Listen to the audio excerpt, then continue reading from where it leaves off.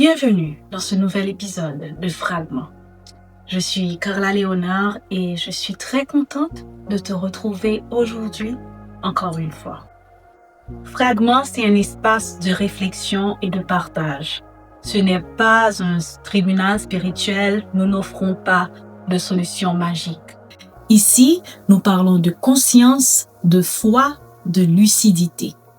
Nous regardons ce qui se passe à l'intérieur et nous cherchons la vérité qui libère, un fragment à la fois. Ce podcast, ce n'est pas une thérapie.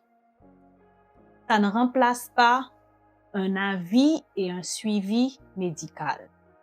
Si tu as un problème, ce que tu traverses, si ça touche à ta santé mentale, si c'est trop lourd pour toi, si c'est trop intense, alors je te conseille vivement de chercher à en parler à un professionnel de la santé mentale. Chercher de l'aide ou avoir besoin d'aide, en fait, ce n'est pas un échec. Au contraire, chercher l'aide d'un professionnel, c'est l'acte d'amour le plus courageux que tu puisses faire pour toi-même. Et si Fragment t'aide à respirer mieux, à y voir plus clair, alors n'hésite pas, abonne-toi, partage-le et surtout laisse un petit mot pour nous. Donc aide quelqu'un d'autre aussi à en bénéficier, car quand tu partages une parole qui aide à se libérer, à guérir, tu participes activement à la guérison collective.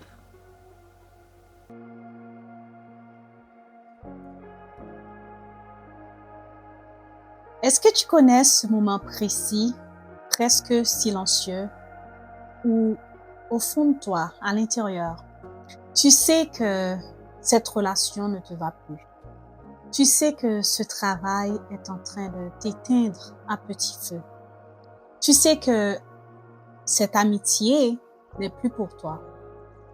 Tu sais qu'au fond, tu es en train de faire semblant. Mais pourtant, à l'extérieur, tu continues, tu agis de même, tu souris, mais le voile s'est déchiré.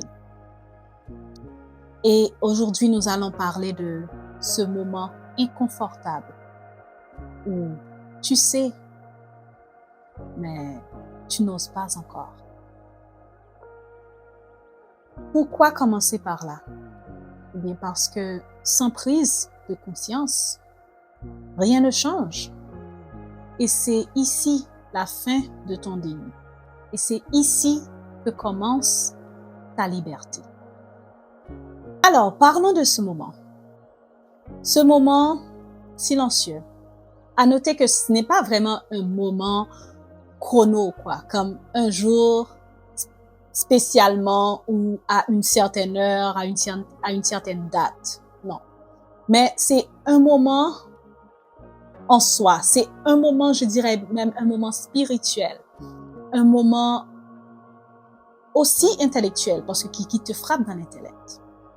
Donc, ce moment-là qui vient sans drame, sans bruit, où tu continues de faire tout ce que tu fais, tu vis ta vie de tous les jours, mais tu commences à sentir quelque chose.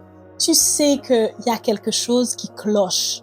Tu sais qu'il y a quelque chose qui ne s'aligne plus. Tu sais qu'il y a quelque chose qui dérange, voilà. Donc, tu commences à voir des choses que tu faisais avec naturel ou normalement, maintenant commence à te déranger un peu. Il y a quelque chose qui est bouleversé en toi. Des relations que tu avais qui étaient bien à tes yeux, des conversations que tu tenais avec certaines personnes, maintenant que tu sens qui sont vides, qui ne te disent plus rien. Quelque chose que tu faisais par routine maintenant commence à attirer ton attention et tu sens que ce n'est plus pour toi ou que tu es plus que ça, tu peux plus que ça. Ce moment-là, c'est un moment qui vient chambouler les choses, qui vient chambouler ton existence. C'est un moment de révolution. Tu sens que ta vie est en train de basculer de l'intérieur, parce que ça commence toujours de l'intérieur d'abord. Tu sens que le sol qui était solide et ferme sous tes pieds commence à devenir sableux.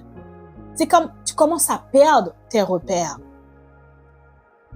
Tu commences à sentir la vie que tu menais avant, c'est comme une vie où tu fais semblant. Tu commences à sentir comme si tu portes un masque et tu l'as porté tellement longtemps que maintenant ça commence à t'étouffer. Ça ne te sied plus, ça ne te va plus, ça ne te suffit plus. Tu sens que ton essence n'est pas là, ce n'est pas ça, le vrai ou la vraie toi. Tu te regardes dans un miroir, c'est comme si tu commences à voir une contrefaçon. C'est comme tu vois dans le miroir, tu vois une version bois cathédrale de toi. Voilà. Les Haïtiens comprendront, surtout ceux qui sont ou qui ont vécu à Port-au-Prince. Donc, cette vie contrefaite ou cette existence contrefaite ne te suffit plus. Tu sens qu'il y a quelque chose. Tu ne le comprends pas encore, mais tu commences à le sentir. Tu sens que, tu ne peux plus faire semblant. Mais, le fait que tu commences à savoir en toi-même ne veut pas dire que tu peux déjà faire quelque chose. Tu sais, mais tu n'oses encore rien faire. Tu ne sais même pas quoi faire, en fait. Et parfois, tu peux prendre le fait de ne rien faire pour changer quoi que ce soit comme un échec, mais ce n'est pas un échec. Tu sais, mais tu n'oses rien encore faire, c'est juste un inconfort. C'est un seuil. Tu as commencé à atteindre ton seuil. C'est un message. C'est pas un échec. C'est un message. Et je suis là pour te rassurer si tu es dans cette étape de ta vie, de ne pas t'affoler, de ne pas te juger. Non, tu n'as pas échoué. Tu n'es pas un échec. Tu es à peine au début d'un processus qui marque le début de ta vraie vie. Donc, au contraire, c'est quelque chose dont tu peux te réjouir, dont tu peux être vraiment content, même si tu ne comprends pas encore.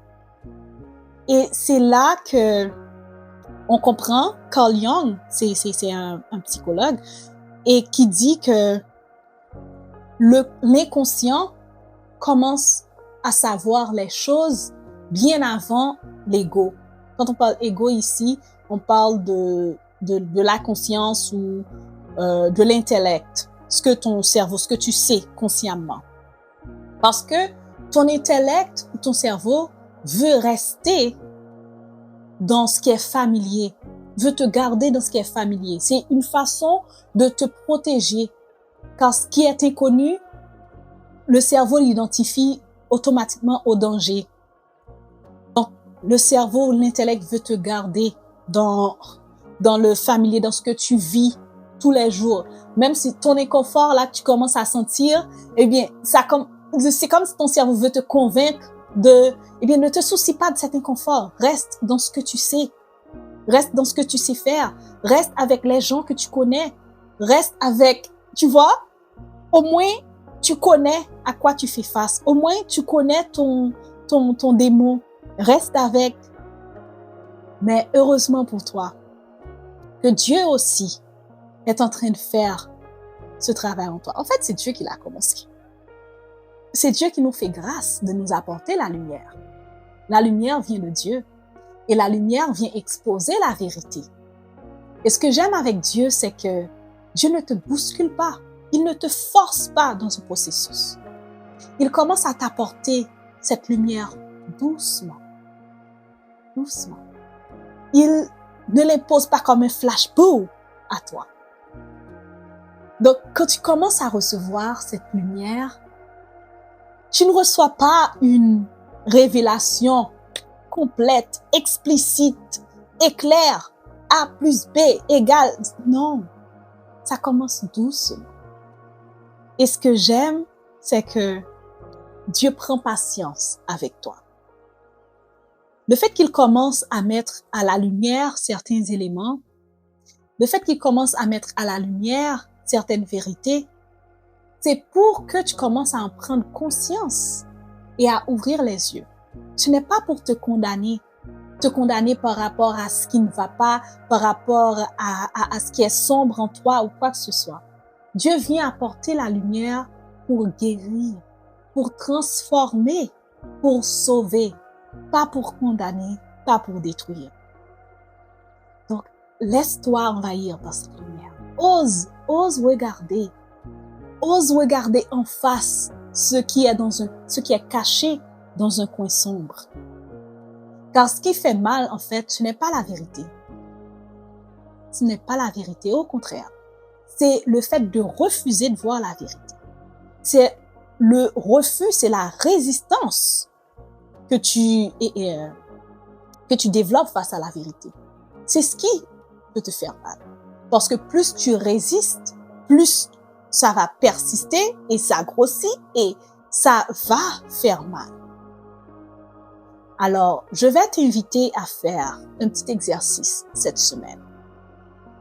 Je vais t'inviter à noter des moments. 3.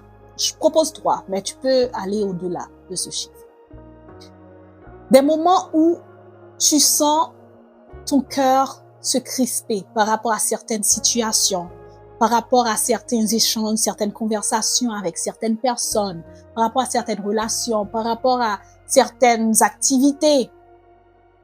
Note ces moments où tu sens que ton cœur se crispe, où tu sens que, oh wow, je suis mal à l'aise avec ça, ou bien ça ne me fait plus plaisir, ou bien je fais semblant de vouloir aller à ces rencontres-là, à ces get-together, bien à ces dîners-là avec ces personnes, mais au fait, je me sens vide. Au fait, ça ne m'apporte aucune valeur, ou bien ça ne m'apporte aucune joie.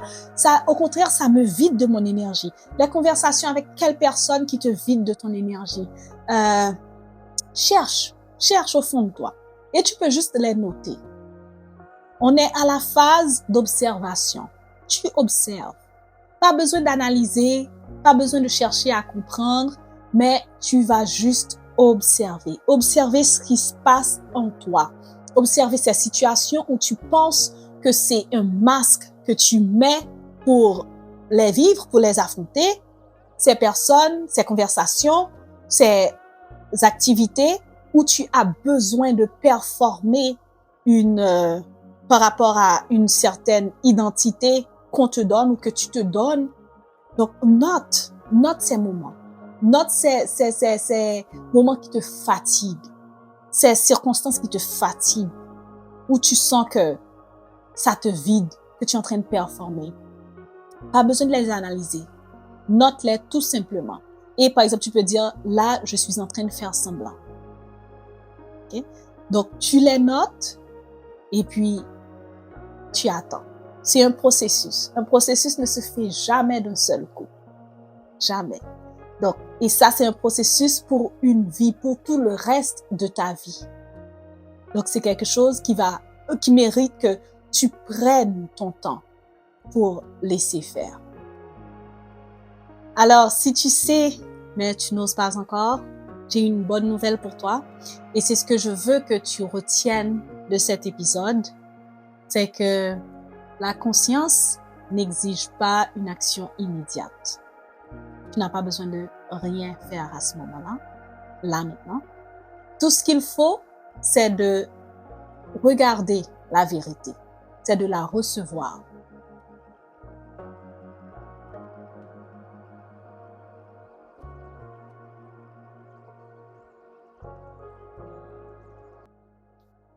Au cours de ce mois, nous sommes en train de parler de réveil intérieur.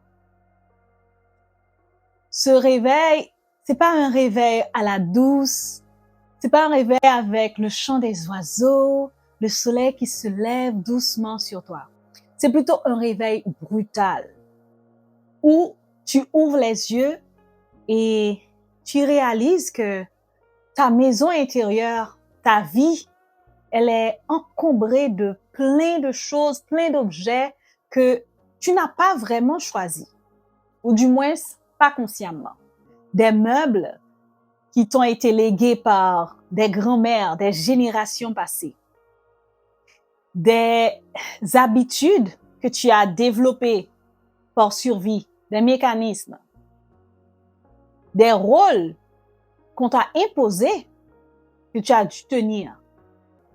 Aujourd'hui, nous allons parler de, comment ça dérange cette lumière qui arrive. Cette lucidité que tu commences à accueillir ou à recevoir, elle va déranger. Parce que cette lucidité-là, elle ne vient pas toujours comme une récompense immédiate. Elle marque plutôt le début d'un cycle. C'est comme le début d'une nouvelle vie pour toi. Et comme quand tu commences à faire ce grand ménage, comme tout nettoyage, ça soulève de la poussière. Ça fait remonter de la saleté à la surface. Et ça fatigue. Ça peut même dégoûter. Et parfois, tu auras juste envie de, you know what, on va tout remballer, je vais juste retourner dormir, je vais juste retourner à ma petite vie tranquille. Mais on ne va pas faire ça. Pas aujourd'hui. Imaginons la lucidité qui vient comme une lampe torche, que tu tiens en main pour entrer dans un grenier, une partie de la maison où tu n'es pas allé depuis des années, où personne n'est entré et qui n'a pas été rangé, nettoyé pendant des années. Et là, tu entres tout de suite avec la lampe, tu es ébloui, parce que tu allumes la lampe dans la noirceur comme ça, tu es ébloui par tout ce que tu vois devant toi et tu peux même avoir honte un peu pendant un moment. Parce que tu vois des choses qui n'étaient pas venues à ta conscience, des choses que tu ne pensais même pas pouvoir retrouver en toi. Tu vois des dossiers qui n'ont pas été réglés depuis des lustres. Tu vois les relations toxiques dans des coins. Tu vois les vieilles versions de toi-même éparpillées par-ci par-là. Tu vois la saleté. Tu vois les fils d'araignée. C'est une scène assez horrible à voir. Mais tu regardes. Tu continues d'inspecter. Tu continues de voir ce qui est bien verni de l'extérieur, mais qui est rongé de l'intérieur. Tu les vois. Tu continues de regarder. Tu vois ce qui est malsain, mais qui est familier. Tu continues de regarder. Tu vois tout ce qui est toxique en toi. Pas seulement la toxicité que tu reçois de l'autre ou des autres, mais ce qui vient de toi aussi. Tu regardes, tu vois tout ça. Tu vois les démons qui étaient tapis dans le noir, qui étaient cachés au fond. Maintenant, ils sont là devant toi. Tu fais face, tu les regardes bien en face, à la lumière de ta vérité. Et tu te rends compte que tout ça, ça fait partie de toi. C'est dans ta maison intérieure que tu les découvres. Donc, cette lucidité-là, cette lumière-là qui te vient, ça te fait voir tellement de choses que il y en a qui peuvent être un peu difficiles à supporter. Mais si seulement tu t'ouvres pour accepter. Tu vois, pendant que ça peut faire mal ou ça peut déranger ou même te dégoûter par moments, ce n'est pas une fatalité. Au contraire. Au contraire. C'est même une grâce. Parce que c'est le début de ta liberté. Et cette liberté-là, qui vient avec la lumière, elle a un coût. Elle a un coût. j'ai fini par comprendre dans la vie que tout a un coût, tout a un prix à payer. Et ce coût peut se traduire par des pertes. Plusieurs types de pertes. Perte d'illusions, perte de, par exemple, de ton confort de victime. C'était la faute de tes parents, la faute de l'autre, la faute de ci, la faute de ça. Maintenant, tu commences à voir la partition que toi aussi tu y as joué. Perte de relations. Parce que certaines relations s'étaient construites et consolidées même sur ton silence, sur cette personne que tu es qui absorbait tout, qui avalait tout, cette personne qui performait un rôle qui faisait tout ce qu'on attendait d'elle. Eh bien, ces relations-là ne vont peut-être pas survivre à cette lumière que tu commences à non seulement entrevoir et accueillir en toi. La perte d'une image, peut-être, une image que tu t'étais construite au fil des ans par rapport au rôle que tu tenais, par rapport aux attentes qu'on avait de toi. Par exemple, tu es ou bien tu as été ou bien tu es cette femme hyper intelligente, cette femme qui a la tête bien placée sur les épaules, cette femme qui n'a pas droit à l'erreur, cette femme qui doit épater les autres, ou bien ce collègue au travail qui aide tout le monde, peu importe ce que ça lui coûte, en surmenage, qui se casse en deux pour aider. Cette personne gentille qui fait tout, cet homme responsable qui répond à tout ce qu'on lui ordonne, mais peu importe, c'est juste des exemples que j'essaie de trouver, mais il y a une image que tu t'étais construite, mais que maintenant, quand tu commences à voir certaines choses, cette image commence à s'effondrer. Et c'est là que tu vas peut-être tenter de développer une sorte de résistance, parce que tout ça, ça fait mal. C'est beaucoup à supporter. Mais ce que je veux te dire, c'est ne résiste pas. Ne résiste pas parce que plus tu résistes, plus ça va persister. Et ça ne va pas s'arrêter. Au contraire. Donc, laisse-toi envahir par cette lumière qui vient te libérer. Et l'une des raisons encore pour lesquelles tu vas vouloir résister, c'est de voir ton environnement, ton entourage immédiat en train de rester derrière ou bien ne pas te suivre. Parce que pendant que toi, tu es en train d'être transformé, tu es en train de marcher vers la lumière, ton entourage ne change pas en même temps que toi. Et certaines pertes, bien que nécessaires, eh bien, n'empêche que ça fera mal par moment. Donc, est-ce que tu peux essayer d'identifier certaines choses dans ta vie qui peut-être sont là, qui peut-être subsistent encore parce que tu n'oses pas ouvrir les yeux, parce que tu n'oses pas regarder vraiment ce qui est en face de toi? Peux-tu prendre un petit temps pour réfléchir à ça? Et maintenant, parlons de ce rôle que tu performes. Ça vient d'où? Et Carl Jung, un psychiatre du XXe siècle, il parle de persona. La persona, c'est un masque social que tu portes. L'exemple que nous avons pris tantôt, la femme intelligente et tout, qui n'a pas droit à l'erreur, qui dit tout bien ou qui fait tout bien, c'est un exemple de persona. C'est pas que c'est fake.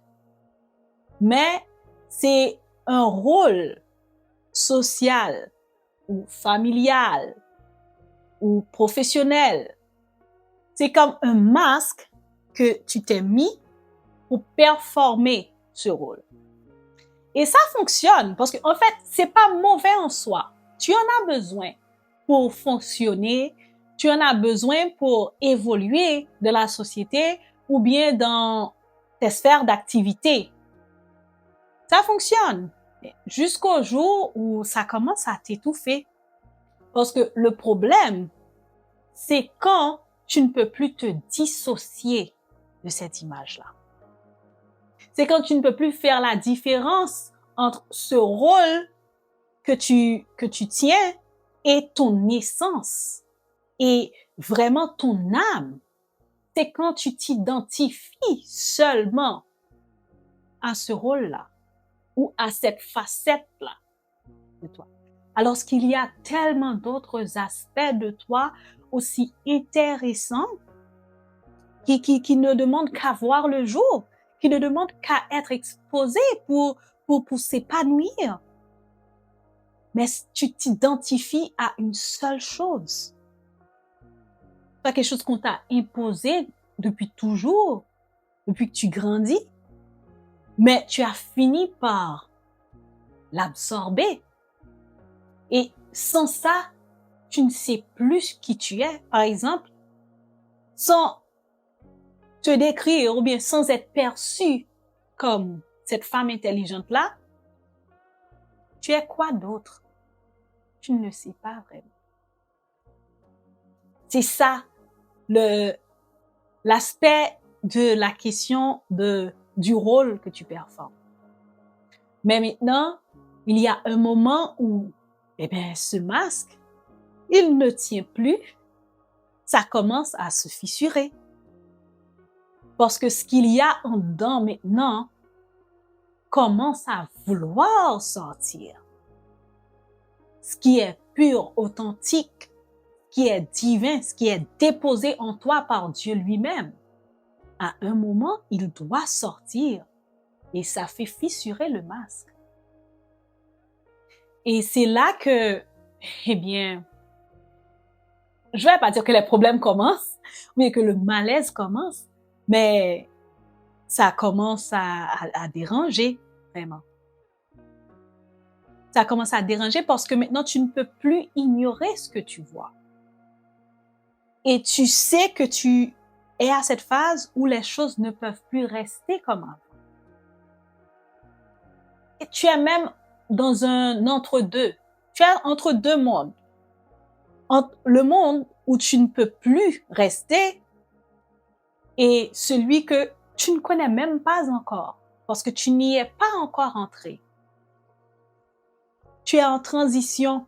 Voilà, tu es en transition entre là où tu ne peux plus être et là où tu n'es pas encore. Et à cette phase-là, c'est Dieu qui doit te venir en aide et il te vient en aide, bien sûr.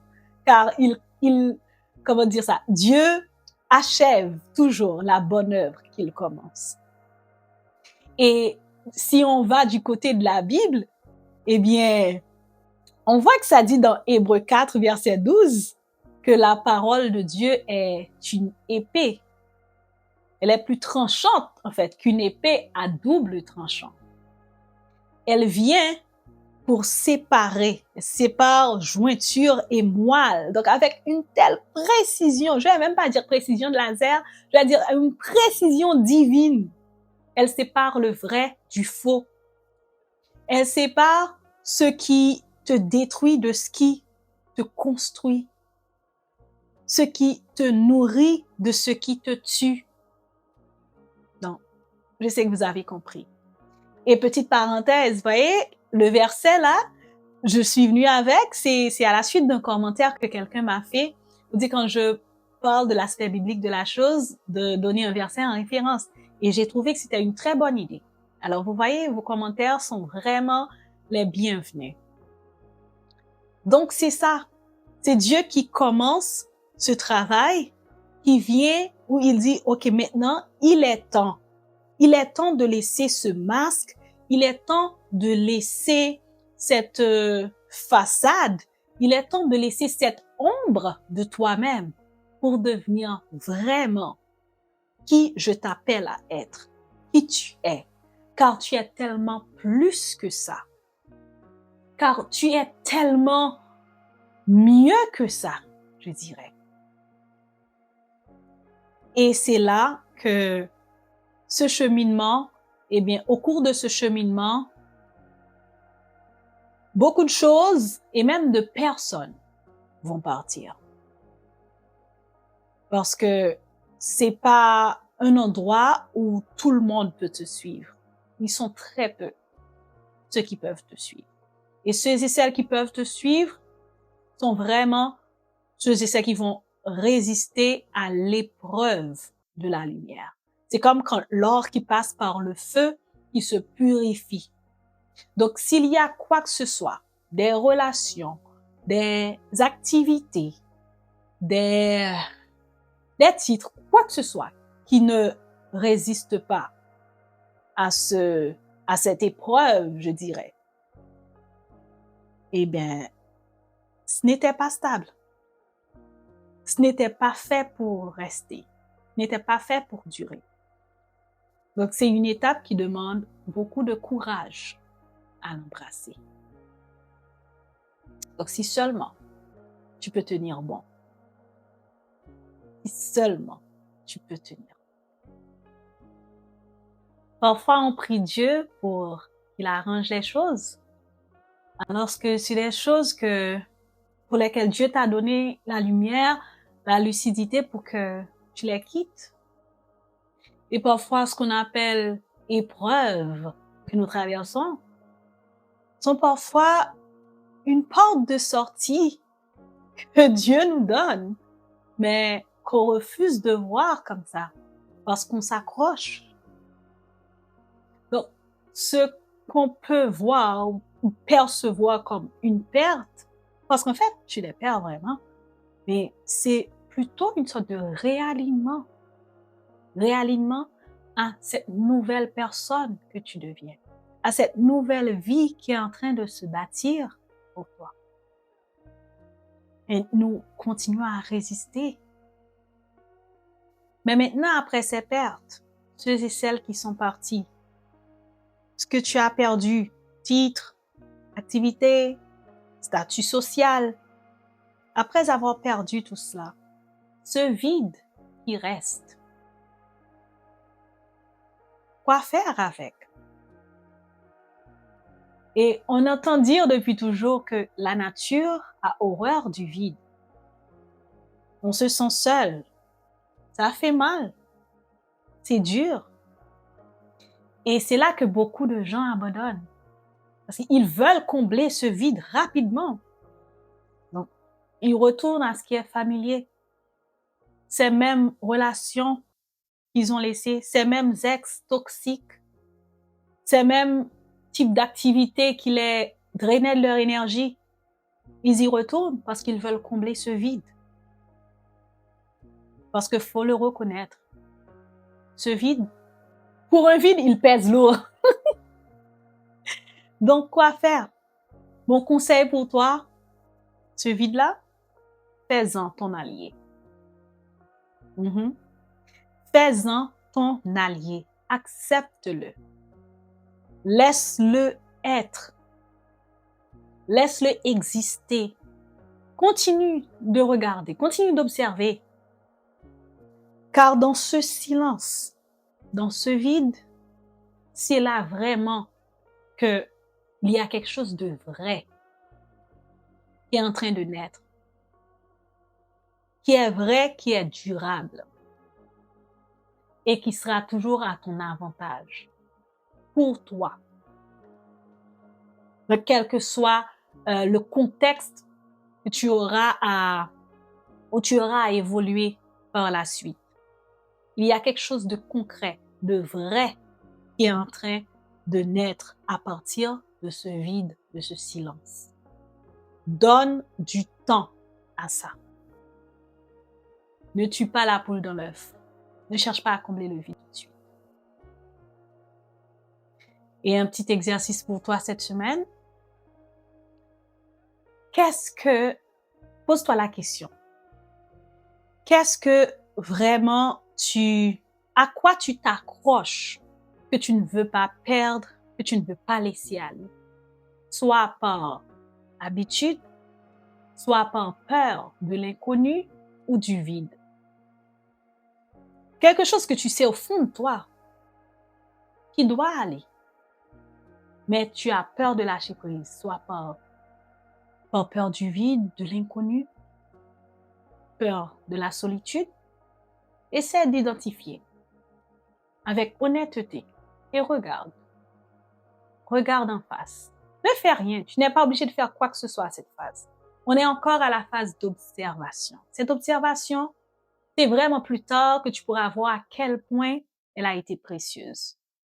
Tu regardes, tu observes. Tu continues de respirer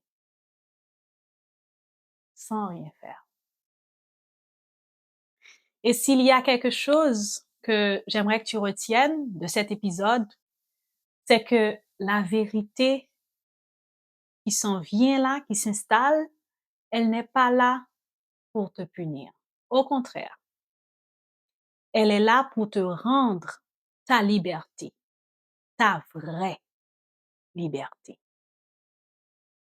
Donc, s'il y a quelque chose qui n'a pas survécu à cette prise de conscience, ce n'était pas pour toi, ce n'était pas stable, ça n'avait pas de racines.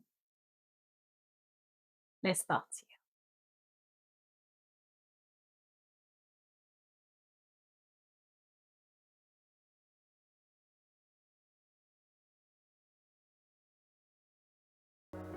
Aujourd'hui, nous allons mettre le doigt sur un mécanisme très courant, très silencieux, que parfois on glorifie même, mais qui pourtant, au final, nous tue à petit feu. C'est le fait de se trahir pour être aimé. Se trahir pour préserver une relation. Mais attention, je ne parle pas des compromis sains qu'on fait l'un pour l'autre. Je parle de se renier, de s'effacer, de s'adapter au point de disparaître, quoi. Jusqu'à un moment où peut-être que tu te regardes dans le miroir, tu ne te reconnais plus. Tu te demandes c'est qui cette personne que tu regardes en face de toi. Se trahir pour être aimé, ce n'est pas toujours dramatique. Non. Souvent, c'est très calme. Et ça paraît même comme mature. Et c'est un processus qui commence assez silencieusement, où tu commences à baisser le volume de ta voix pour ne pas trop déranger, pour ne pas mettre l'autre en colère ou pour ne pas déplaire. C'est là où tu commences à afficher certains comportements une fois, deux fois et qui deviennent des habitudes. Par exemple, c'est toi qui te tais ou c'est toi qui coule toujours en premier, c'est toi qui fais la concession, c'est toi qui pardonne toujours en premier. Tu te fais plus petit pour ne pas trop gêner, pour ne pas prendre trop d'espace, pour ne pas paraître trop exigeant. Tu te contentes de moins que ce que tu mérites. Tu deviens une version plus allégée de toi. En Haïti, on aurait dit, quand on parle de cabri amélioré, tu deviens une version cabri améliorée de toi pour être plus facile, à digérer. Par exemple, tu es quelqu'un de franche, de nature, mais tu mets du filtre maintenant quand tu parles. Tu allèges un peu les choses, tu cherches des tournures, tu roules ta langue dans ta bouche. C'est toi qui es toujours the bigger person dans les disputes. C'est toi qui tires toujours le drapeau blanc. Tu fais attention. Et surtout parfois, quand tu acceptes de couler ou juste pour mettre fin à quelque chose, tu te dis que c'est pour préserver la paix. Donc maintenant, c'est comme le prix à payer pour la paix. Mais quelle paix! C'est une paix bas-cathédrale. Une paix qui demande que tu disparaisses, que tu te fasses tout petit ou toute petite. Une paix qui demande que tu demeures dans le silence. Ce n'est pas une paix, c'est un cimetière. Et le problème, en fait, ce n'est pas la paix, mais c'est la paix artificielle, la fausse paix, celle que tu achètes au prix de ton silence. C'est cette soi-disant paix qui est là, mais sans résolution. Le problème n'est pas résolu. La frustration est encore là. Elle est restée. Ton enfant intérieur est encore dans tous ses maux ou toute sa frustration, dans toute sa tristesse. Ton enfant intérieur a besoin de plus. Et tu le sais au fond de toi. Ton corps le sait. Ton âme le sait. Mais ça n'empêche que tu coules quand même. Tu te fais toute petite quand même. Alors que la vraie paix, parfois pour y arriver, pour l'atteindre, ça passe par des conflits, ça passe par des conversations inconfortables, ça passe par des tensions, oui. Mais une fois qu'elle est là vraiment, elle s'installe. Et vraiment, c'est une paix, je vais faire un jeu de mots, mais qui apaise tout. Ou même si ça t'a coûté quelque chose de la trouver, mais tu en ressors vraiment satisfaite. Tu sens que tu as été entendu. Cette paix-là, pour l'obtenir, parfois, elle peut passer par le fait de dire non. Le fait de dire c'est qui je suis et ça ne changera pas. La paix demande de rester fidèle à soi-même.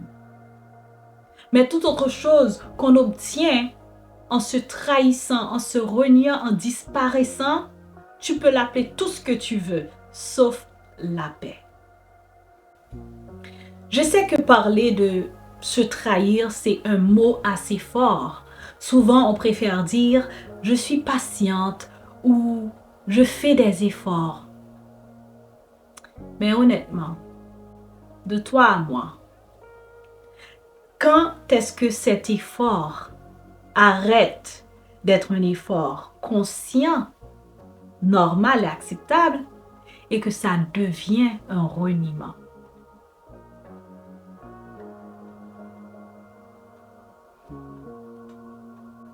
Et vous savez, quand on vit trop longtemps contre sa vérité intérieure, à force de vouloir plaire, de vouloir être aimé et accepté, on finit par se construire une façade assez parfaite, je dirais, ou du moins convenable. Pourtant, à l'intérieur, c'est vide. Et ce vide-là, un jour, il finit par hurler. Il finit par faire du bruit. Ce qui n'est pas vraiment vécu consciemment va finir quand même par revenir. Il va revenir sous forme de vide, de fatigue chronique, de confusion ou même de dépression. Tu commences à perdre ta joie de vivre parce que ton intérieur réclame à être rempli de quelque chose d'authentique, de quelque chose de vrai. Et ça, ce n'est pas un manque de foi ou un manque de bonté en soi, c'est juste un signal. Et j'aime ce que Carl Jung dit, et c'est quelque chose que je pense que on devrait chacun de nous vraiment graver en nous-mêmes, que le privilège d'une vie, c'est de devenir qui tu es vraiment. Donc si tu passes ta vie à être ce que les autres s'attendent de toi, à faire seulement ce qu'on s'attend de toi, sans exprimer vraiment ta personne, ton essence, qui tu es, à quel moment tu vas vivre ce privilège? À quel moment tu vas vraiment exister en tant que toi, toi-même? Et vous savez, c'est triste, mais c'est une réalité que même dans certains milieux chrétiens, le déni de soi, ça paraît comme de la sainteté. Ou, par exemple, ils utilisent certains passages de la Bible, le fait de dire, par exemple, Dieu déteste le divorce. Femmes, obéissez à vos maris. C'est des passages, des versets souvent pris en dehors de leur contexte qu'on nous impose parfois, plutôt comme des armes, qu'on utilise contre nous comme des armes plutôt que comme des porteurs de lumière. Mais il y a une vérité incontestable et éternelle qu'on oublie trop souvent, que Dieu t'aime toi. Dieu peut détester vraiment beaucoup de choses, dont le divorce. C'est vrai que Dieu déteste ça. Mais Dieu t'aime toi, indépendamment de ton statut social, indépendamment de ton rôle, de ta fonction, de ta profession, de ce que tu fais. Dieu t'aime toi. Et cette vérité-là, aujourd'hui, je veux que tu la retiennes. Car c'est une vérité libératrice. C'est la vérité libératrice. Et pour nous qui marchons dans la foi chrétienne, nous devons faire très attention.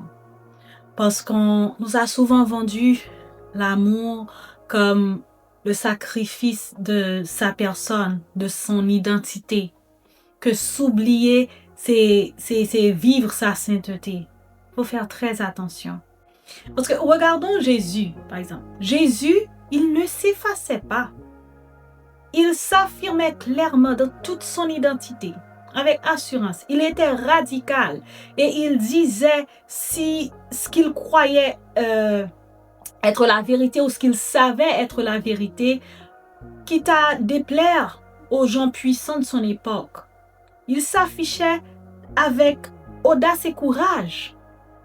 Donc, Dieu ne te demande pas de t'effacer. L'amour vrai, l'amour même au sens biblique du terme, ne demande pas l'effacement, ne te demande pas de disparaître. Au contraire, Dieu t'apporte sa lumière, sa parole pour t'éclairer et te faire paraître vraiment tel que tu es. Une créature merveilleuse, créée à son image. Dieu ne veut pas que tu t'éteignes. Il t'a créé avec un tempérament, une personnalité, des limites et il t'a donné une voix unique pour que tu l'exprimes. Quand tu es toi-même et que tu vis vraiment dans toute ton essence et ta personne, tu glorifies Dieu 24 heures sur 24. Et ce n'est pas pour rien que Jésus dit dans Jean 10, le voleur ne vient que pour dérober, égorger et détruire. Mais moi, je viens pour que mes brebis aient la vie et qu'elle l'ait en abondance. Est-ce qu'on peut parler d'une vie abondante quand tu vis dans la peur de déplaire, quand tu te tais par peur? Une vie abondante, ce n'est pas une vie où tu t'effaces. L'amour de Dieu ne te demande jamais de devenir invisible. Au contraire, il met toute la lumière sur toi pour que tu apparaisses vraiment tel que tu es. Alors aujourd'hui, je t'encourage vraiment, ne te laisse pas voler ce privilège d'être vraiment qui tu es. De le laisser paraître au grand jour, de le vivre au grand jour. Sans peur, l'amour bannit toute peur. L'amour ne domine pas, il ne réduit pas, il ne fait pas disparaître l'autre. Au contraire, la parole de Dieu, ce n'est pas une prison. Elle ne t'appelle pas à t'enfermer ou à te réduire pour être aimé. La parole de Dieu, ce n'est pas une prison. C'est une lumière pour discerner. Et Dieu ne t'appelle jamais à t'effacer, à disparaître pour être aimé. Et cette semaine, je t'invite à faire un petit exercice assez simple, mais d'une honnêteté brutale. prends un carnet ou une feuille et je t'invite vraiment à t'observer et à noter peut-être 3 moments ou plus si tu veux, où vraiment tu as eu besoin, où tu as voulu dire une chose ou réagir d'une certaine manière, mais tu t'es freiné, tu t'es restreint ou tu as gardé le silence juste pour ne pas fâcher l'autre, pour ne pas déplaire peut-être. Donc observe, ne te juge pas, mais observe seulement ces moments-là et questionne-toi pour est-ce par sagesse que tu n'as pas fait ce que tu avais voulu ou avais besoin de faire ou par peur, par trahison. Ne te juge pas, mais observe ton corps. Observe ce que tu ressens au plus profond de toi et regarde vraiment la place que tu donnes aux autres et celle que tu te donnes à toi-même dans ta vie, dans tes agissements. Sans juger, juste noter. Et s'il y a quelque chose que j'aimerais que tu retiennes de cet épisode d'aujourd'hui, c'est que la paix qui te coûte ton identité n'est pas une bénédiction. Si tu dois te perdre pour garder quelqu'un, pour garder une relation, alors cette personne-là n'est pas celle qui est faite pour marcher à tes côtés. Peu importe le type de relation que vous entretenez. Et surtout, ne confonds pas la paix avec le silence imposé. Et souviens-toi, tu peux perdre des relations, mais ne te perds jamais toi-même.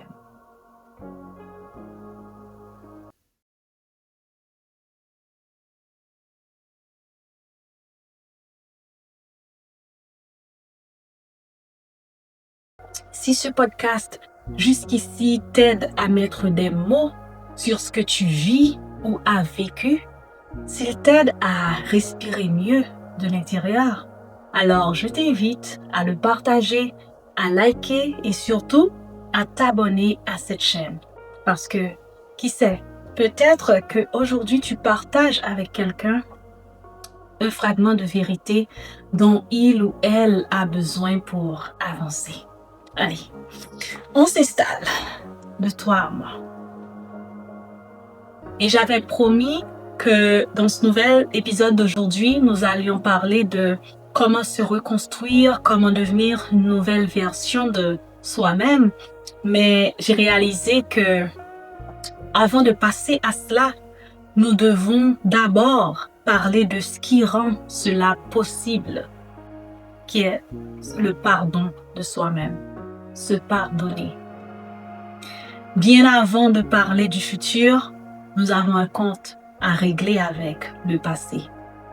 Car on ne peut pas construire une maison sur une fondation, sur un sol inondé de culpabilité, de honte, de rancœur. Non. Il faut d'abord poser les bases vers cette nouvelle version de soi-même qu'on veut devenir, qui est vraiment te pardonner. Nous allons parler de comment on se pardonne. Parce que on ne peut pas renaître en continuant à se condamner intérieurement. Tant qu'il y a de la rancœur, tant qu'il y a cette petite voix dans ta tête qui dit « Comment ai-je pu? J'aurais dû, je savais mieux que… » Tant que tu es à cette phase, il est vraiment difficile ou même presque impossible d'avancer librement. Alors, reste abonné à Fragment parce que t'exposer continuellement à ce genre de contenu, c'est vraiment un exercice mental que tu fais pour muscler ton âme. Et rappelle-toi, tu n'es pas condamné à rester ce que tu as été. Ton pardon, c'est ta liberté. De toi à moi.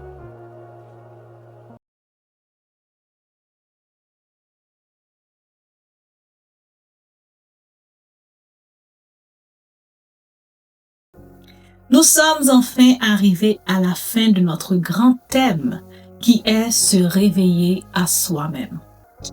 Mine de rien, nous avons fait du chemin, hein? On a commencé par regarder la vérité en face. Nous avons mis la lumière sur ces zones d'ombre où on s'était délaissé. Nous avons osé nommer la trahison de soi-même. Nous avons encore osé ouvrir et traverser la porte du pardon de soi. Et maintenant quoi? Aujourd'hui, nous allons parler de ce qui se passe quand on arrête de s'excuser d'exister. Eh bien, sans tarder, nous allons nous installer pour ce beau fragment d'aujourd'hui, de toi à moi. Et maintenant, comment se pardonner concrètement?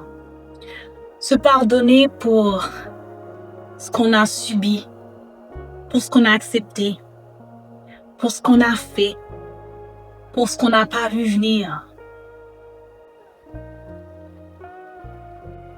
Se pardonner, ce n'est pas effacer le passé. Ce n'est pas se trouver des excuses bidons. Ce n'est pas se dire « Ah, ce n'est pas grave ». Se pardonner, ce n'est pas se déresponsabiliser. Ce n'est pas effacer le passé. Pour se pardonner, ça commence d'abord avec l'honnêteté. Une honnêteté brutale. C'est pouvoir se regarder en face. C'est voir ce qu'on a fait, ce qu'on a subi, ce qu'on a accepté, ce qu'on a toléré. Les mauvaises décisions qu'on a prises, les choix qu'on ferait aujourd'hui autrement. Et heureusement qu'on a appris à se regarder en face dès le premier épisode. Donc, sinon, je vous invite à regarder le premier et le deuxième épisode où on commence vraiment à faire cet exercice de se regarder en toute honnêteté. Et quand on a fini de réaliser tout ça, ou peut-être pas d'un seul coup, mais quand on commence, voilà, je peux pas dire finir. Quand on commence à réaliser tout ça, c'est pouvoir maintenant accepter, prendre la responsabilité de ses actes et surtout de ce qu'on a accepté. Pouvoir se dire, oui, il fut un temps où j'ai été cette personne-là. Mais aujourd'hui, je ne suis plus cette personne qui fait ceci ou qui accepte cela.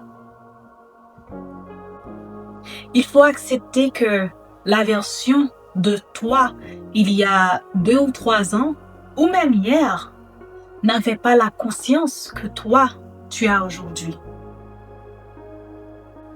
Quand tu prenais certaines décisions, quand tu acceptais certaines choses,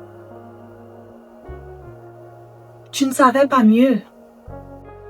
Et comprendre ça, ce n'est pas te déresponsabiliser, mais c'est te comprendre. Donc, en gros, tu ne peux pas juger la personne que tu as été il y a quelques années, ou même quelques mois ou quelques semaines, par rapport aux outils que tu as aujourd'hui. Tu essayais juste de survivre à l'époque. Et ça, tu le faisais à la hauteur de tes capacités. Il y a une différence très importante entre se pardonner et se trouver des excuses. Se trouver des excuses, c'est diluer un peu la responsabilité. Tu te cherches des raisons pour avoir fait ci, pour avoir fait ça. Si on ne m'avait pas fait ceci, moi je n'aurais pas fait cela. Tu cherches à partager les raisons avec, ou bien les torts avec quelqu'un d'autre. Mais se pardonner, c'est assumer pleinement sa responsabilité. C'est voir la part qu'on a jouée dans les choses, ce qu'on n'a pas fait, ce qu'on a fait, et choisir de ne pas se condamner à cause de cela. On peut assumer ses responsabilités sans s'auto-flageller. Oui, je reconnais le mal causé ou que j'ai causé, mais je décide de ne pas me punir indéfiniment pour cela. Et c'est là malheureusement que beaucoup de personnes restent coincées dans une culpabilité silencieuse. Et cette culpabilité, elle n'est pas toujours bruyante. Elle est souvent très subtile. Elle revient sous forme de questions du genre « Comment ai-je pu accepter ça? Comment n'ai-je pas vu ça venir? J'aurais dû faire quelque chose. Comment n'ai-je pas agi plus tôt? Je savais mieux que ça. » Et souvent, cette culpabilité, elle fait plus mal que ce que l'autre a fait. Vraiment. Parce qu'elle vient souvent avec une idée très lourde. Donc, si j'ai permis ceci, alors je mérite cela.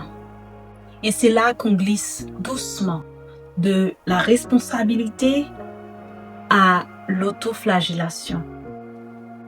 Il y a une frontière très mince, très fine entre les deux. Et se responsabiliser, ça permet de changer les choses. Mais se punir ne permet rien, à part rester bloqué. Le mal que tu as subi, ou même que tu as fait, a déjà été une punition suffisante. Donc, pas besoin d'en rajouter. Quand une personne ne se pardonne pas, elle reste attachée à une ancienne version d'elle-même. Même si extérieurement, elle a changé, mais intérieurement, elle reste figée, elle reste bloquée. Se pardonner permet une transition essentielle et capitale. Tu passes de ce que tu as été à ce que tu es en train de devenir.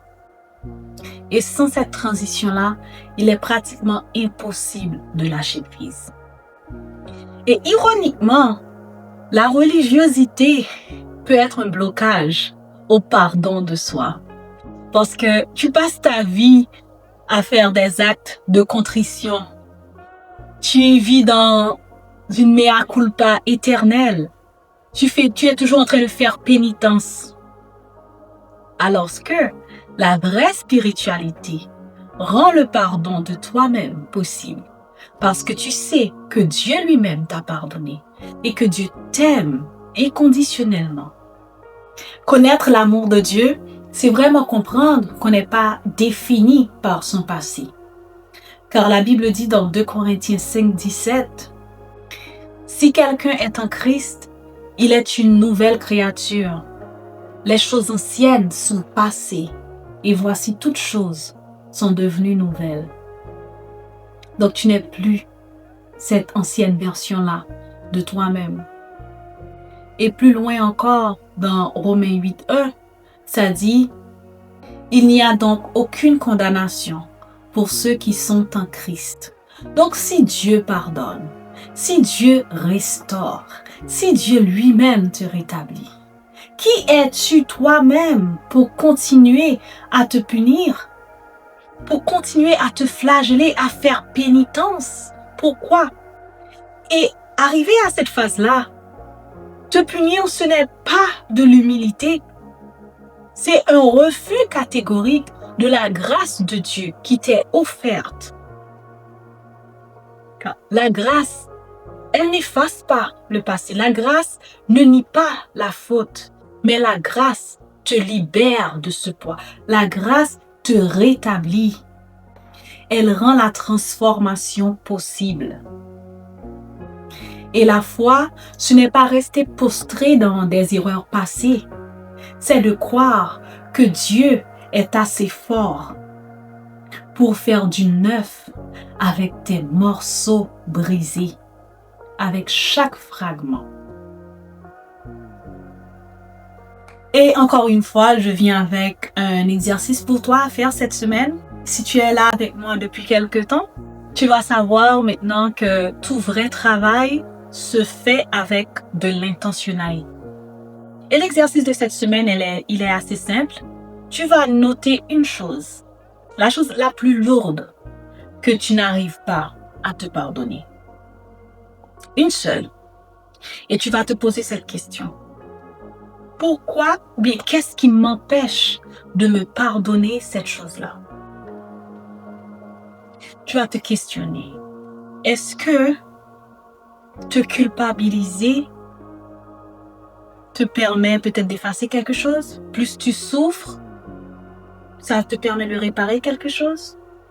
Mais tu réalises que ta culpabilité ou ta souffrance ne répare rien. Seul le pardon à toi-même peut te libérer. Tu vas juste noter, sans juger, toujours sans juger. Juste questionner et observer. Et s'il y a une chose que j'aimerais que tu retiennes de cet épisode d'aujourd'hui, c'est que tu ne peux pas changer ce que tu as été, mais tu peux libérer cette ancienne version de toi. Te pardonner ne va pas effacer ton passé, mais ça va te libérer de ses griffes, de sa prison. Cet épisode d'aujourd'hui a un goût assez particulier pour moi, car si je peux aujourd'hui me tenir devant toi pour t'en parler avec autant d'assurance, c'est parce que moi aussi, je suis passée par là. Donc je ne te parle pas de théorie.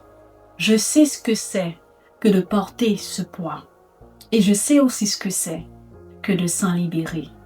Me pardonner a été un tournant décisif dans ma propre vie.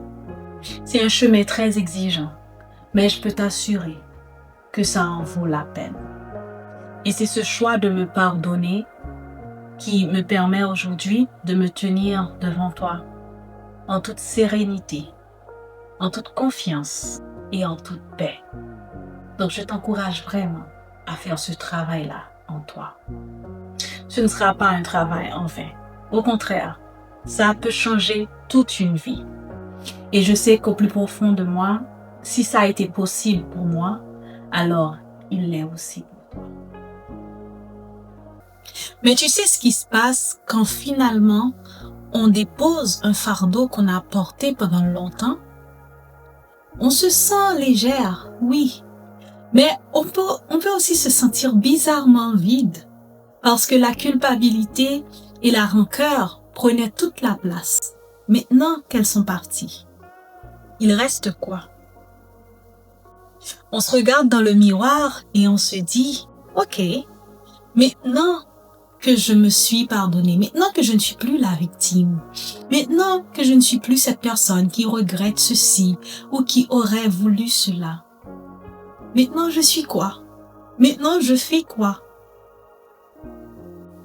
Eh bien aujourd'hui, on va remplir ce vide en allant chercher ta voix. Et maintenant, c'est comme si à l'intérieur de toi, il y a cette chanson qui sort.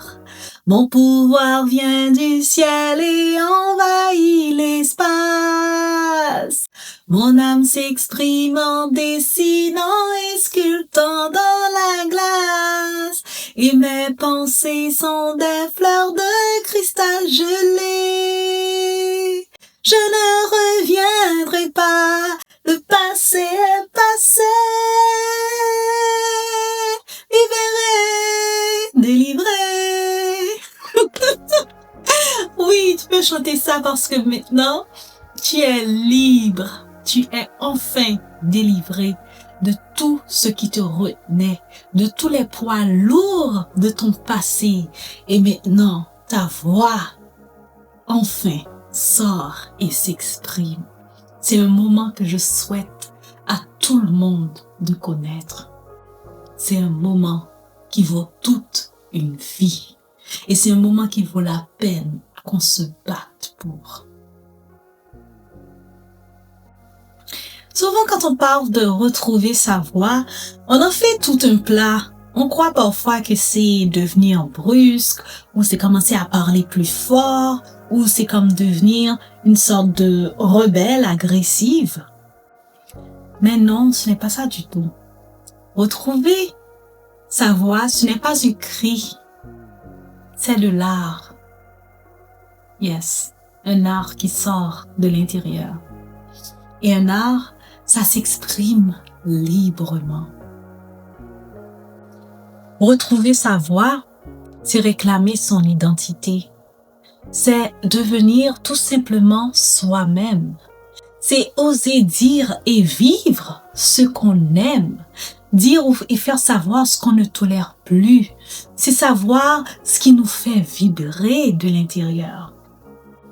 C'est arrêter de vivre en version réplica, une version cathédrale de soi-même pour les autres. C'est oser enfin réclamer sa place. C'est enfin arrêter de vivre pour plaire, car tu es un être entier.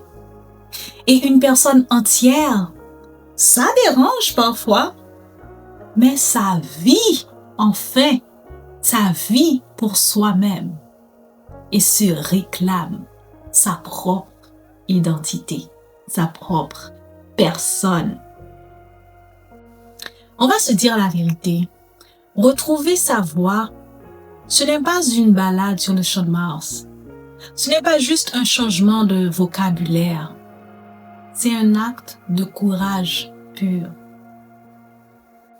Parce qu'à partir du moment où tu décides de réclamer qui tu es, tu arrêtes de demander la permission aux autres d'exister. Et tu me croiras si tu veux, mais te pardonner réellement et réclamer ton identité propre, c'est une phase que quelqu'un qui a encore de la rancœur pour toi ne voudra jamais que tu atteignes. Parce que pendant que eux, ils ont encore le cœur lourd à cause de toi. Bon, à cause d'eux-mêmes parce que c'est leur choix. Parce qu'ils te gardent encore sur le cœur. Ils ont encore des ressentiments à ton égard. Et ils te regardent, toi, marcher la tête haute. En toute paix, tu redoubles d'assurance, de confiance en toi-même. Tu es toute légère, tu vis librement. Et en plus de ça, ils voient même les autres embrasser cette nouvelle version florissante de toi-même. Et tu oses réclamer ta propre identité et assumer qui tu es vraiment aux yeux de tous. Crois-moi, ça les indispose. Alors aujourd'hui, choisis, décide de réclamer ta voix, de réclamer qui tu es, de marcher et d'évoluer dans ton essence.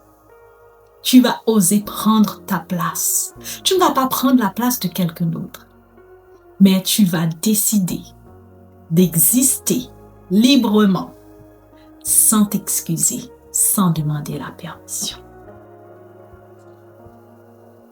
Tu vas sûrement penser ou me dire que mais j'existe, je suis moi-même, etc. Je te crois. Mais regarde bien ta vie et demande-toi combien de fois tu n'as pas dit ce que tu pensais vraiment pour ne pas déplaire. Combien de fois tu minimises ce que tu penses. Combien de fois tu te fais toute petite pour ne pas être de trop, pour ne pas paraître trop intense. Une vérité aujourd'hui que je veux vraiment communiquer, c'est que ta présence, elle n'a pas besoin d'être justifiée. Elle n'a pas besoin d'être approuvée. Elle a besoin d'être assumée par toi-même. Oser être soi-même, c'est accepter que tout le monde ne va pas t'applaudir. Et de toi à moi, tu sais qu'il y a certaines personnes qui préféraient la version silencieuse de toi-même. La version qui se faisait toute petite. Parce que cette version-là les accommodait. Cette version-là, elle n'avait pas de voix. Elle ne posait pas de limites. Et ça les arrangeait bien. Mais aujourd'hui, tu décides de passer à une autre étape. Tu sais maintenant que grandir, c'est accepter que ton expansion dérange ceux qui étaient habitués à ta petitesse. Et ça, ce n'est pas de l'arrogance, c'est de la maturité. Maintenant, tu as le courage d'occuper ton espace. Il y a une différence entre s'excuser et s'autoriser à vivre pleinement. Car beaucoup de gens vivent, existent, mais peu s'autorisent vraiment à s'épanouir librement. Arrêtez de s'excuser pour ses dons, mais les vivre pleinement, les utiliser. Arrêtez de s'accommoder aux autres.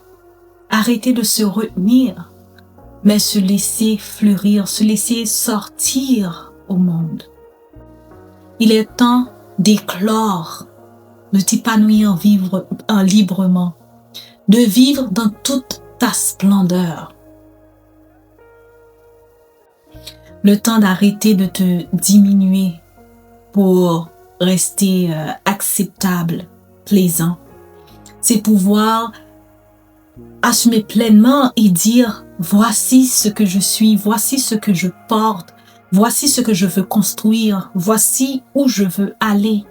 Et ça, c'est suffisant.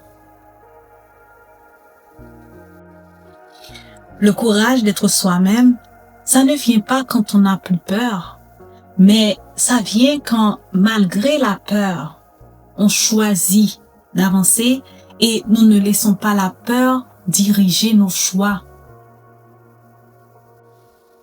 Donc, est-ce que tu vas profiter maintenant de ce temps de liberté pour finalement éclore et t'épanouir, pour finalement prendre la place qui te revient? Maintenant, concrètement, comment on retrouve sa voix? Si je peux partager ce qui a marché pour moi avec vous, ce n'est pas une formule toute faite. Je ne vais pas vous dire c'est en soi le modus operandi pour retrouver sa voix, mais je peux partager avec vous mon propre vécu. Retrouver sa voix, c'est pas quelque chose qui va se faire en un moment X. Ce n'est pas un événement. C'est tout un processus. Et ça commence souvent dans le silence. Dans un temps de recul qu'on prend, on se replie sur soi-même pour solidifier ses bases. Ça se passe dans l'intimité en soi et avec soi, par des activités comme la prière, la lecture, la réflexion, le développement personnel, prendre soin de soi-même. Et pour moi, ça revient à se donner de la bonne nourriture, une alimentation saine, bien se reposer, bien dormir et bien sûr pratiquer de l'exercice physique pour renforcer son corps. Parce que tout grand arbre qu'on voit là, le chêne ou un grand arbre qui est solide et fort, à un moment a été une petite plante. Une petite graine qui est devenue une petite plante dont il fallait prendre soin, arroser et tout. Donc, ces débuts-là demandent beaucoup de soins. Parce que si on néglige quelque chose, ça ne peut pas se fortifier. Ça ne peut pas se libérer. Et ça ne peut pas réclamer quoi que ce soit. Donc, ça commence dans ces moments intimes-là. Et petit à petit, il y a cette conviction qui naît, qui se solidifie en toi. Où tu te dis, il y a plus en moi. Je peux plus que ça. Je veux plus que ça. Et tu commences à devenir assez forte pour dire non, à poser des limites, à accepter que certaines personnes ne peuvent plus tolérer cette version-là de toi. Et maintenant, tu sais que Eh bien oui, on perd certaines personnes en route. On perd certaines relations en cours de route. Mais tu sais aussi que ces personnes-là qui ne supportent pas cette évolution de toi-même, c'était les mêmes qui profitaient des faiblesses de l'ancienne version.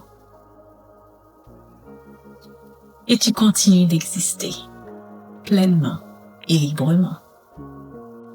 Et ça peut même paraître un peu égocentrique. Et pourtant, c'est très altruiste. Parce que oser vraiment devenir toi-même et la meilleure version de toi-même surtout, c'est offrir au monde une meilleure personne, la meilleure personne que tu peux être. Parce que quand tu es aligné avec ce qu'il y a de meilleur en toi, tu offres déjà à ton conjoint une meilleure femme, une femme alignée, une femme ancrée.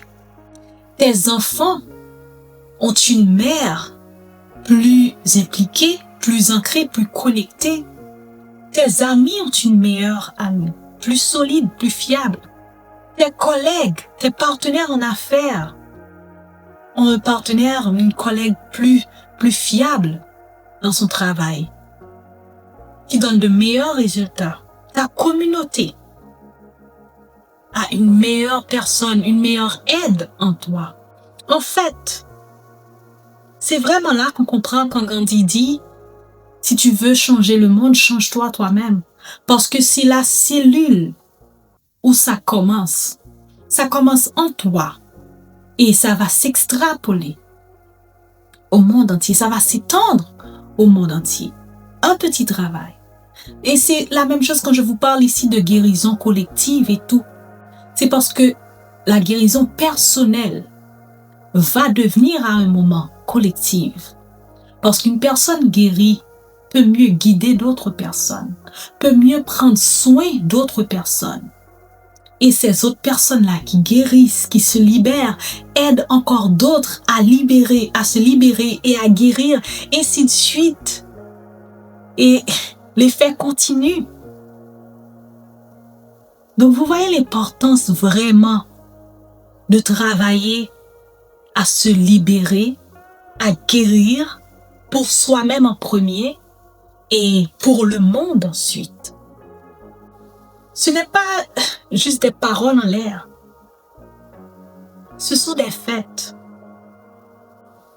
Et de notre côté, en t'autorisant à être pleinement toi-même, tu t'autorises aussi à faire des erreurs. Parce que maintenant, tu sais que tu peux essayer, tu peux tenter, même si ça risque d'échouer. Et c'est quelque chose que j'aime dire qu'à côté dans la charte des droits humains, qu'à côté de la liberté d'expression, droit à l'éducation, droit à la santé, à la protection, etc., moi, j'aimerais qu'on mette droit à l'erreur. Maintenant, tu assumes parce que maintenant, tu sais que te tromper fait partie du processus. Tu sais qu'une erreur, ce n'est pas la fin du monde. Au contraire, c'est une nouvelle façon d'apprendre. Tu en tires des leçons. Et tu es fier de te tromper en faisant tes propres choix que de réussir en étant juste guidé ou manipulé comme une marionnette. C'est aussi ça toute la beauté d'être soi-même. De pouvoir signer son nom en dessous de ses succès comme en dessous de ses échecs.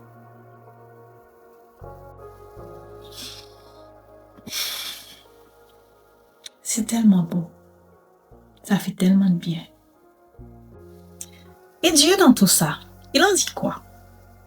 En tout cas, moi, je me réconforte à l'idée ou à savoir que Dieu ne m'appelle pas à disparaître.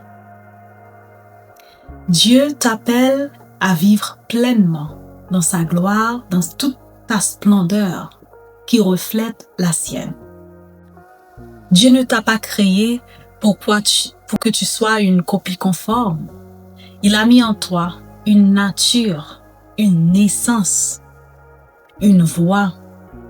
Et j'aime le psaume 139, 14 qui dit « Je te loue de ce que je suis une créature si merveilleuse. » Donc toute personne qui est vraiment ancrée en Dieu et qui connaît son identité en Dieu, c'est une personne qui a de l'assurance, de la confiance en elle-même qui vient de sa confiance de qui elle est en Dieu.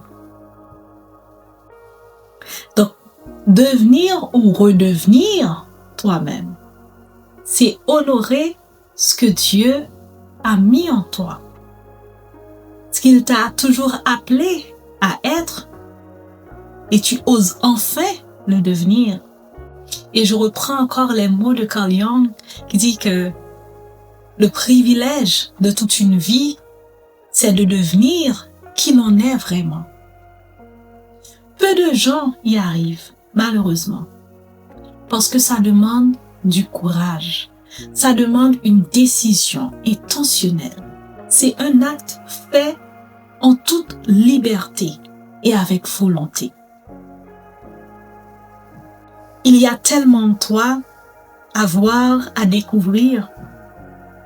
C'est seulement quand tu oses prendre cette décision que tu vas y arriver, que tu vas vraiment profiter de tous les bons fruits que Dieu a déposés en toi et qui ne demandent qu'à germer. Et maintenant, place à notre exercice de la semaine. C'est un exercice très simple, comme toujours. Aujourd'hui, tu vas prendre une feuille, un carnet, quelque chose que tu peux vraiment garder, conserver, et tu vas te donner 5 permissions. Oui, aujourd'hui, on se donne des permissions. Tu vas écrire, par exemple, aujourd'hui, je me donne la permission de dire non. Je me donne la permission d'évoluer. Je me donne la permission d'essayer et de me tromper. Je me donne la permission de déplaire aux autres, entre parenthèses. Je me donne la permission d'être différent de ce que les autres attendent de moi. Si bien sûr, ce que les autres attendent de toi, c'est pas ce que toi ne coïncide pas avec ce que toi tu veux de toi-même. Tu les écris et tu notes ce qui se passe à l'intérieur de toi. Tu notes par exemple s'il y a des résistances en toi. Parce que même en toi, tu vas trouver peut-être une certaine résistance. Et comme toujours, tu observes. Observe ce qui se passe. Sans juger. Sans te forcer. Juste regarder.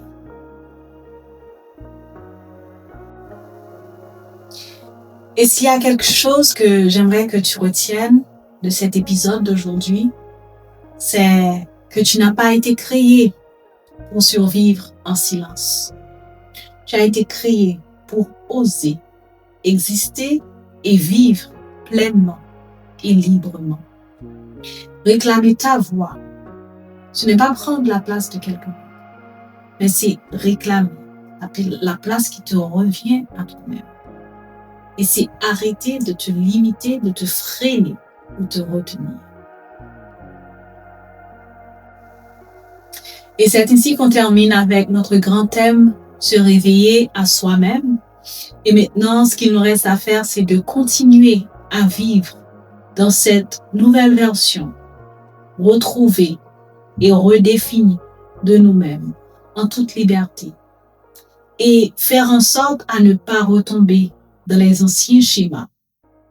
Continuer à garder cette liberté de nous-mêmes comme un étendard. Car maintenant, c'est ce qui nous définit. Nous sommes un être libre et fort. Et surtout, entier. Alors voilà, c'était tout pour le fragment d'aujourd'hui. Encore une fois, avant d'y aller, je t'invite à partager cet épisode et surtout à liker pour permettre à ce que beaucoup plus de personnes reçoivent ces fragments.